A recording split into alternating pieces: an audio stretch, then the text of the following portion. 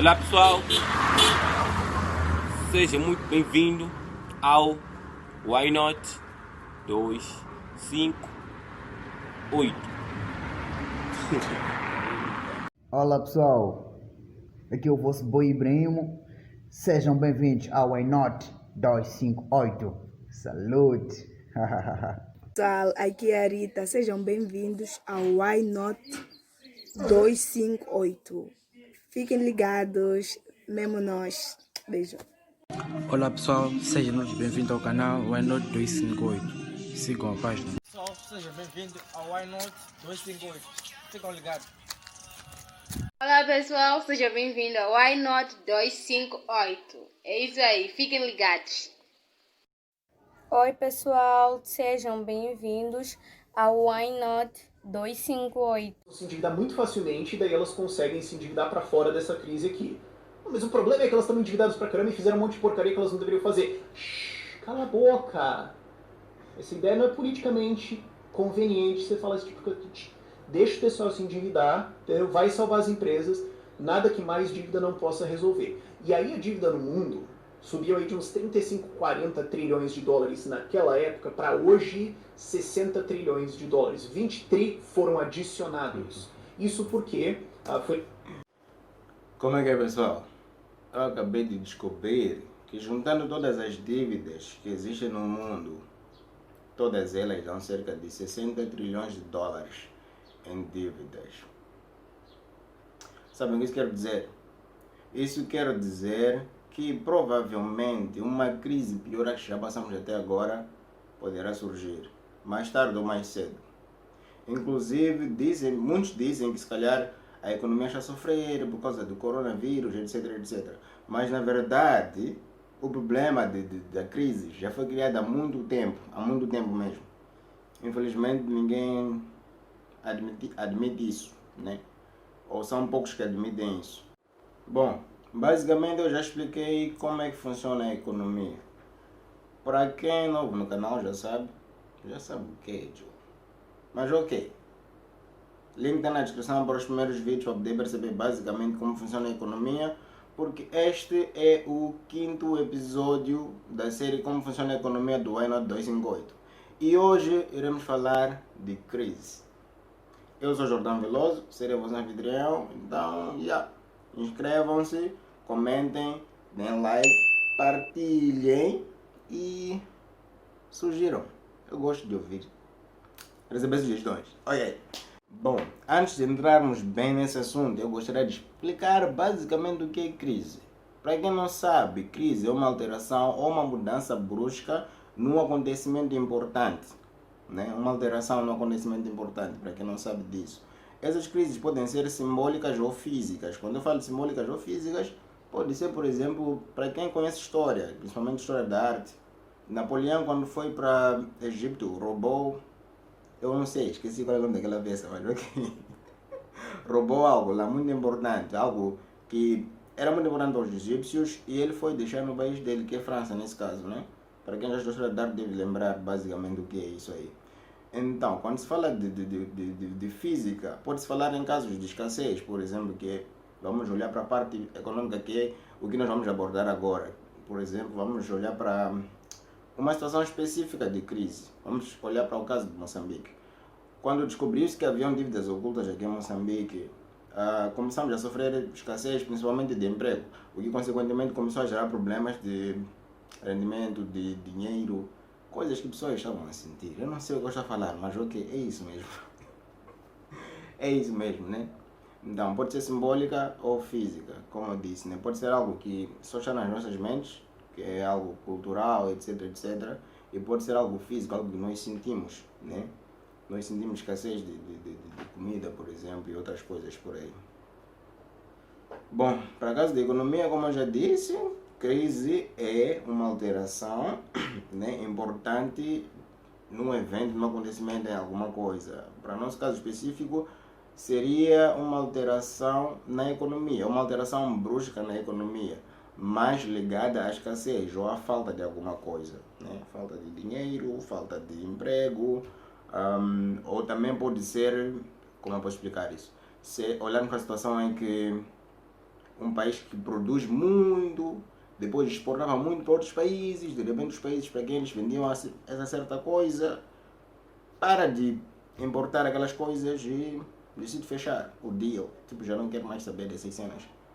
Então, isso também pode criar crise. Vamos olhar para um caso específico. Depois da Primeira Guerra Mundial, existe uma coisa que aconteceu que abalou quase o mundo inteiro, que é conhecida como a Grande Crise. Para quem quiser que eu fale mais sobre a Grande Crise, comenta na descrição. Bom, basicamente, eu vou explicar mais ou menos como é que aconteceu a Grande Crise. Na Grande Crise, Estados Unidos era quando os outros países da Europa, principalmente, estavam a sair da Primeira Guerra Mundial, claramente não tinham condições para poder se aguentar, né? Então, um dos principais fornecedores daqueles países era os Estados Unidos. Os Estados Unidos vendia recursos ou vendia produtos de necessidades básicas para aqueles países. Mas quando aqueles países começaram a recuperar, né? Quando começaram a recuperar a sua economia, quando começaram a reabrir suas fábricas, os Estados Unidos entrou para o que se chama de grande crise. Não afetou só ele, afetou também os outros países. E muitas pessoas, porque naquele tempo os Estados Unidos estavam no auge, vamos supor, contratavam muito, tinham muitos funcionários a trabalhar para aquelas empresas que forneciam serviço a outros países. E quando a queda começou a surgir, ou seja, os outros países começaram a parar de importar produtos dos Estados Unidos, claramente que empregos reduziram e, consequentemente, muitas pessoas ficaram sem emprego, muitas pessoas ficaram desempregadas.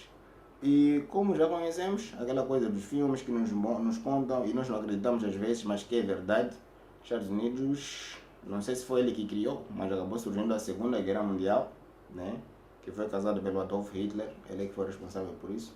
E aquela guerra ajudou os Estados Unidos, assim como muitos países, a recuperar a economia, né?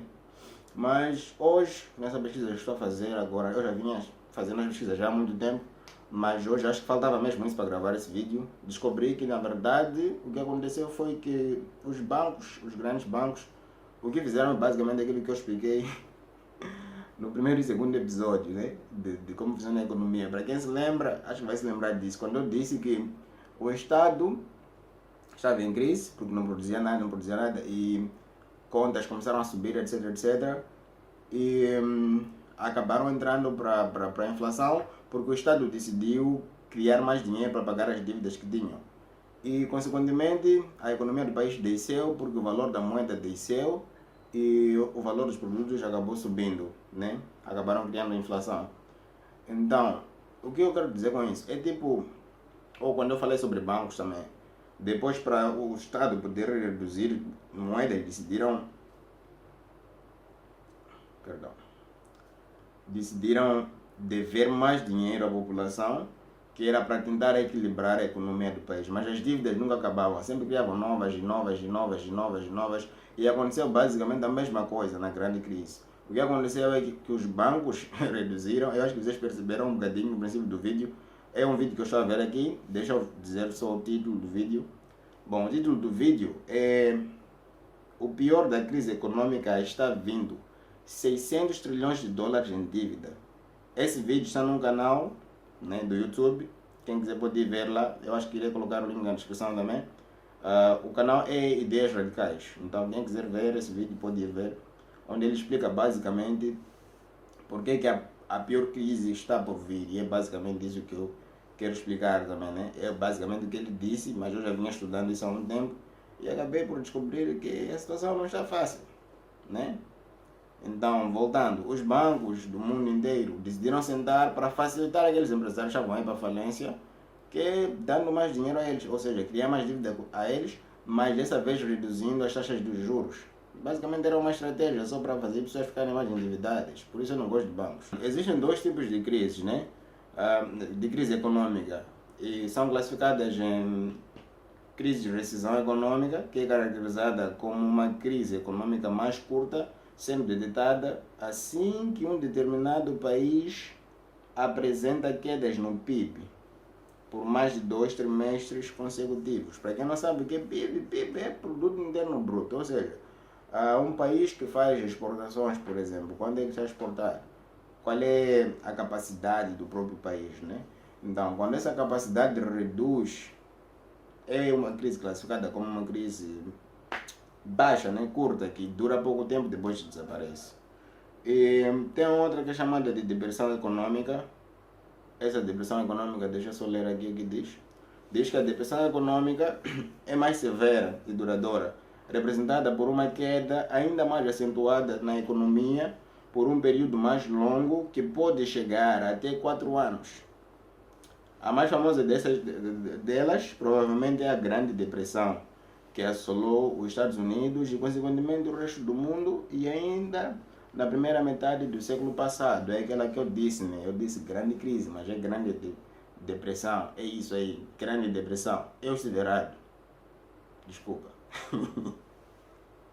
Bom, para se notar que se está numa crise, existem alguns pontos que é preciso prestar atenção, né? Que são, primeiro, é a queda do consumo, né? Quando as pessoas, tipo, estão, é aquilo que eu disse, basicamente. Os Estados Unidos era o principal fornecedor de produtos, pelo menos da primeira necessidade, aos países europeus, e de repente eles organizaram-se e pararam de mamar nos Estados Unidos. Depois os Estados Unidos começaram a ter problemas, porque perceberam que o consumo deles estava a reduzir. Bom, a segunda é a queda da produção. A queda da produção também pode-se olhar. Eu me lembro que, não sei se estou errado, acho que foi há 2 anos atrás ou 3 anos atrás, houve uma crise, aqui em Moçambique mesmo, acho que era de sal, porque não havia sal, né? Havia problemas de sal. Então, mais uma prova que quando a produção é reduzida também é um índice, indica que está a entrar em crise, né? Vamos olhar para um caso específico. Você é funcionário, de repente o salário 10. Crise, bro, não adianta. Yeah. Aumento do desemprego é mais um índice, mais um indicador de crise. Então tem crescimento da pobreza, também é um indicador de, como se chama, de crise.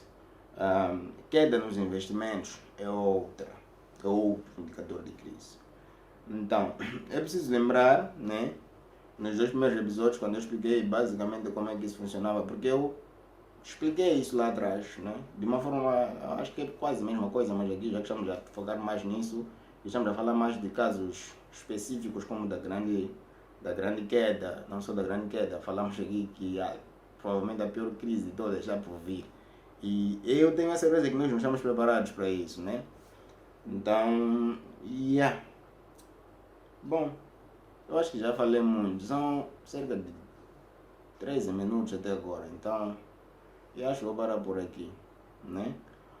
E eu queria vos explicar, tem uma surpresa, sabe? Eu esqueci que eu tenho uma surpresa. Eixe, como é possível esquecer essa cena? Bom, amanhã é segredo, mas amanhã adivinha o que vai acontecer? Talvez mentir, não é amanhã, é hoje. Daqui a nada vamos estrear 5 dicas de como superar a crise. Então, esse vídeo era basicamente para introduzir o que nós preparamos, né, para 5 dicas de como superar a crise. Vai ser muito interessante, então eu espero que vocês fiquem ligados, né? Epa, guys, Steven escreveu uma e-book incrível. Eu gostei, porque é um assunto que raramente vejo jovens da idade dele a falar disso. Por isso eu fiquei muito feliz por saber que ele está a escrever algo do gênero. Bom, como já sabem, 5 dicas como superar a crise sairá hoje, infelizmente. Todos os episódios, vamos falar de tudo, né? E a primeira dica que ele sugere, vou começar a dar spoiler. Spoiler, atenção. Primeira dica é investir no seu conhecimento e fortificar a sua mentalidade. Essa é a primeira dica. Estou a capular aqui. A segunda dica é não se alimentar de fake news. Isso é muito importante. Ele dá um exemplo fundamental e eu senti basicamente o que ele queria mostrar nesse capítulo. Foi muito nice porque eu senti isso, porque eu me identifiquei com isso. A terceira dica que ele dá é não deixe o medo de dominar. Nunca deixe o medo de dominar. Para quem é investidor sabe muito bem disso. Se tu tens medo, tu não irás a lado nenhum. A quarta dica é criar novas fontes de renda.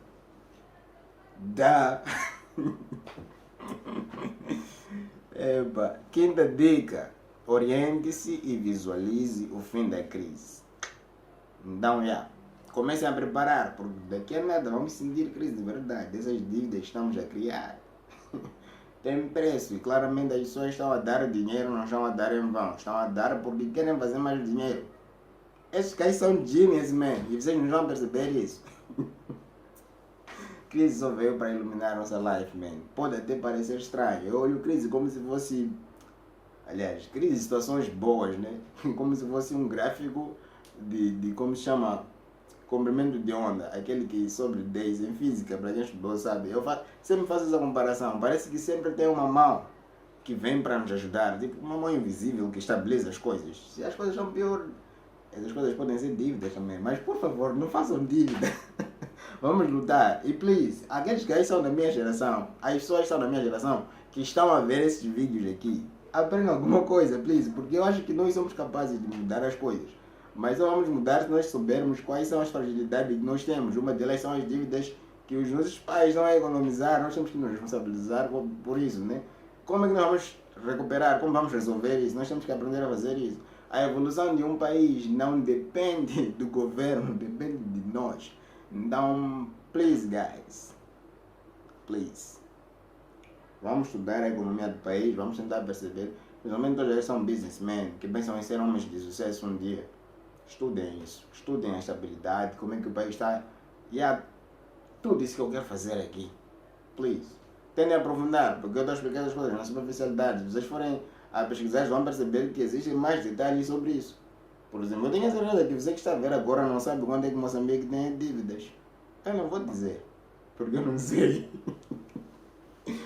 Mas um dia eu irei falar sobre isso, né? Bom, eu já disse, quem quiser que eu fale sobre a grande queda, ou a grande crise, ou sei lá, isso mesmo, comenta ali na descrição. Quem tiver alguma sugestão, também comenta.